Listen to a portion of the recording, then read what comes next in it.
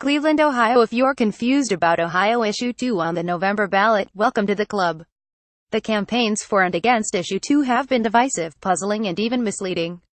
Recently, we asked readers whether they fully understood the ballot initiative. By an overwhelming margin, Issue 2 and its possible effects weren't entirely clear.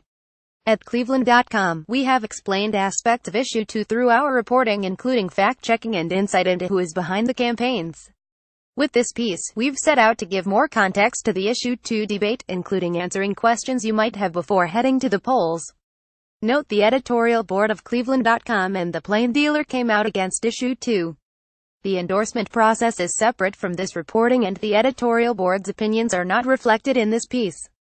If you have any other questions about Issue 2, feel free to email the reporter at richardson@cleveland.com. What is Issue 2? Issue 2. The Ohio Drug Price Relief Act would require the state of Ohio to pay no more for pharmaceuticals than the U.S. Department of Veterans Affairs pays. There is also a provision for the proponents of Issue 2 to receive outside legal counsel at taxpayer expense should the state decline to defend the initiative in court. What is the ballot language to enact Chapter 194 of the Ohio Revised Code, which would require the state of Ohio, including its state departments, agencies, and entities, to not pay more for prescription drugs than the price paid by the United States Department of Veterans Affairs? Establish that the individual petitioners responsible for proposing the law have a direct and personal stake in defending the law. Required the state to pay petitioners reasonable attorney fees and other expenses. Require the petitioners to pay $10,000 to the state if the law is held by a court to be unenforceable, and limit petitioners' personal liability to that amount, and require the Attorney General to defend the law if challenged in court.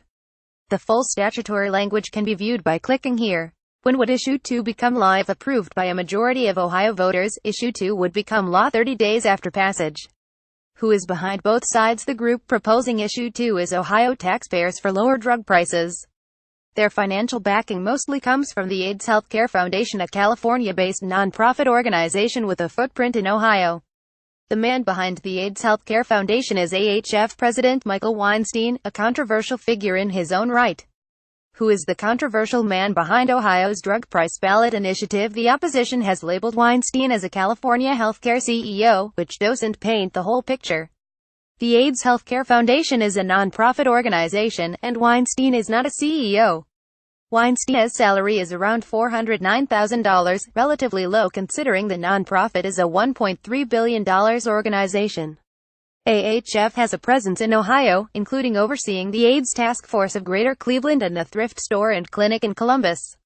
Other supporters include Our Revolution, the Cleveland branch of the NAACP, National Nurses United, the Ohio Academy of Family Physicians, and the Cuyahoga County Democratic Party.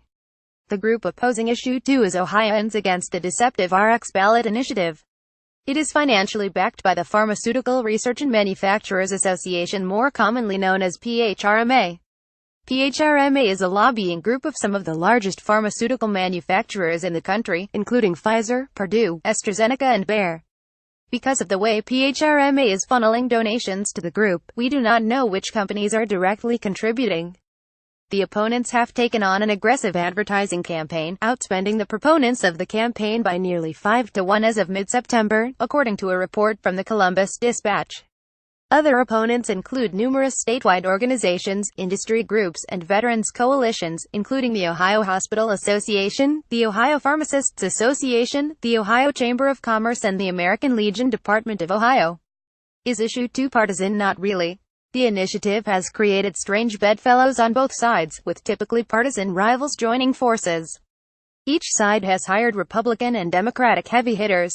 Ohio taxpayers for lower drug prices. The supporters campaign hired Matt Borges, former executive director of the Ohio Republican Party, and Dennis Willard of Precision Media, which provides communications services for Democratic candidates and progressive causes such as Planned Parenthood. Among campaigners for the opposition, Ohioans Against the Deceptive RX ballot issue, are Kurt Steiner, a longtime Republican strategist who was former Gov.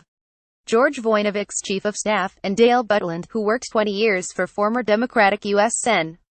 John Glenn. Politicians haven't really weighed in, though of the few who have, Democrats have mostly been for it, while Republicans have been against it. Will politicians provide clarity on Issue 2? Probably not. How does it work? In the simplest terms, Issue 2 would require the state of Ohio to pay no more for pharmaceuticals than what the VA pays. It does not require pharmaceutical companies to sell to the state of Ohio at what the VA pays, but instead puts the onus on the state. How do we know the price the VA pays? Not all the time.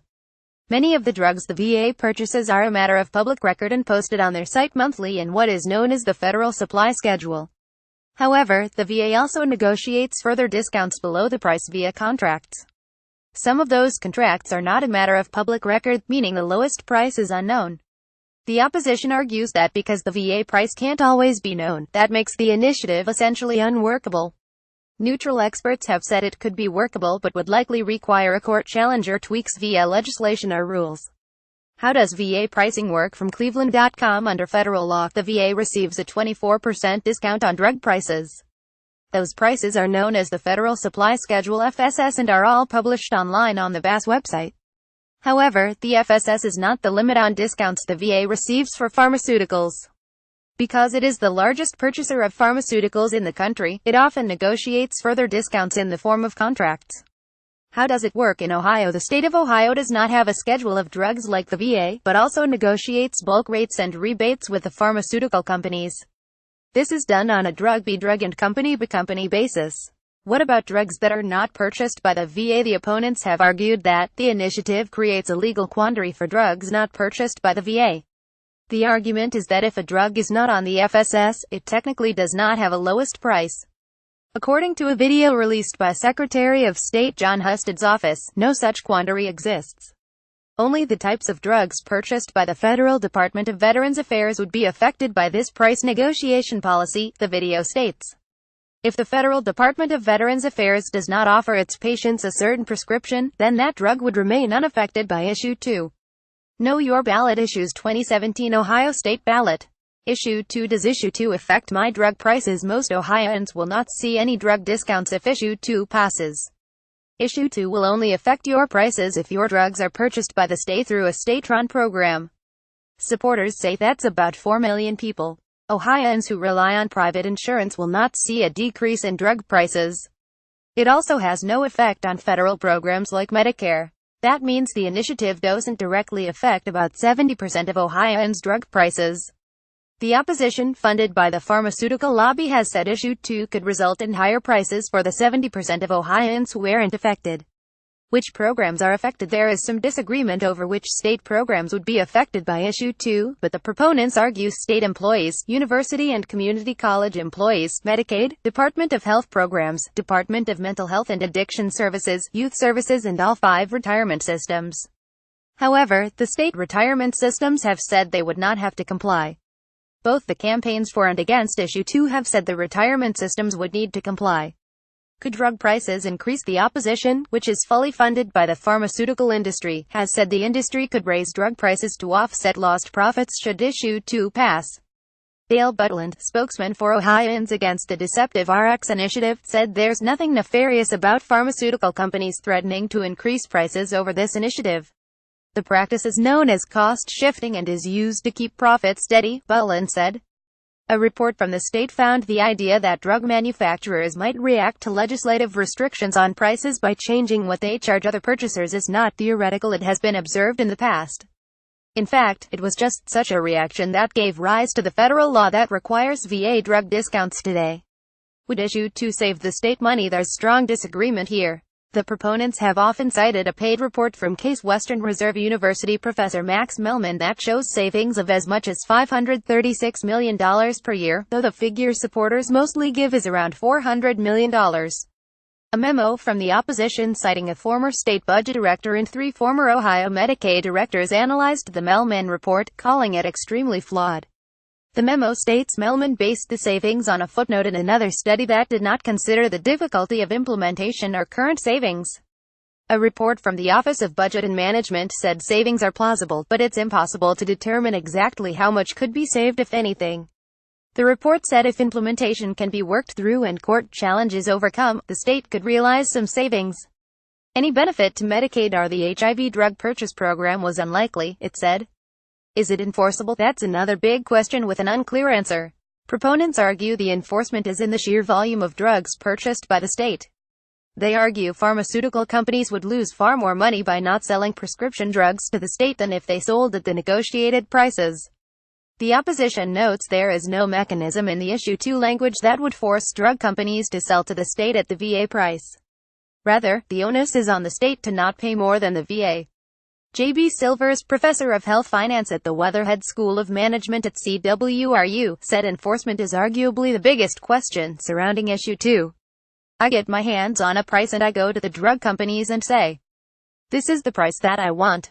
They say no. What's the enforcement mechanism? Silvers said. Does Issue 2 cut taxes? An advertisement put out by the proponents stated Issue 2 would cut taxes by $400 million. A fact check by Cleveland.com found that claim to be false. Issue 2 does not address taxes at all. Will it face legal challenges? Yes. Opponents have openly stated the pharmaceutical companies will sue if Issue 2 is passed.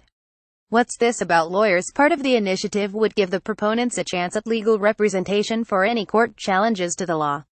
Weinstein, the AHF CEO, argued this was a necessary part of the initiative because of the drug companies' influence on politicians. During a press call, the petitioners of the initiative said they have no reason to execute that portion of the initiative because Ohio Attorney General Michael Weinstein has indicated he will defend the law from the inevitable lawsuits. Dan Tierney, a spokesman for DeWine, declined to comment on Issue 2 specifically, but said generally, the Attorney General's office will defend any Ohio law in a lawsuit as long as it is not blatantly unconstitutional. Both candidates for Attorney General in 2018, Republican Dave Yost and Democrat Steve Dettelbach, have said they would defend the law as well. Should the court find Issue 2 is unenforceable, the petitioners would be fined $10,000. Other materials for all of Cleveland.com's coverage of Issue 2, click here. Issue 2 Fact Check. Does Issue 2 cut taxes in Ohio? Issue 2 Fact Check. Are all of the vast prices public record? Cleveland.com editorial. Reject Issue 2, the drug pricing proposal. The Columbus Dispatch editorial. Drug price measure carries terrible side effects. Akron Beacon Journal editorial. Issue 2, all message in too little detail. Canton Repository editorial. Vote no on Issue 2. The Herald Star Steubenville editorial. Issue 2 is just bad medicine. The Melman Report opposition memo on Melman Report opposition analysis of Murray Report. Fiscal analysis from Ohio Office of Budget and Management. Pro Issue 2 list of endorsements. Anti Issue 2 list of endorsements. Issue 2 debate. Sept. 19 Laura Hancock contributed reporting.